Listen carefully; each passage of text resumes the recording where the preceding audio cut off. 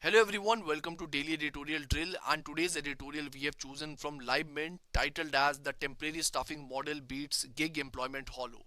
It has been published on 8th of July and has been authored by Suchita Datta. Now, as a part of this editorial, the author basically compares the temporary staffing model with gig employment model. We know about temporary staffing model where the employees are hired for a fixed duration or for a specific project. Whereas in case of gig employment model, the workers basically work as an independent contractor rather than as employees, and it is for the short term duration. If we talk about the comparison, the author mentions the challenges with respect to gig employment. For example, it lacks social security, for example, the provident fund, and also sort of different types of social security.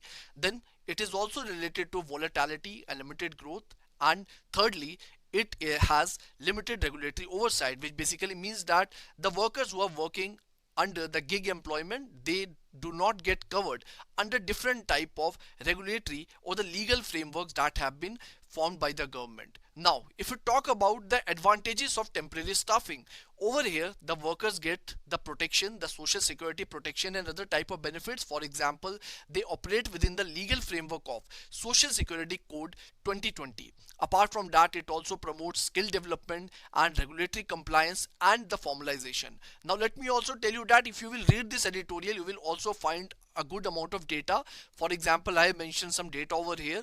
The data says that according to ILO, 80% of gig workers evade taxes and social security contributions, costing the government around 50,000 crore per year, which is a big number, and you can see that it is a big challenge too.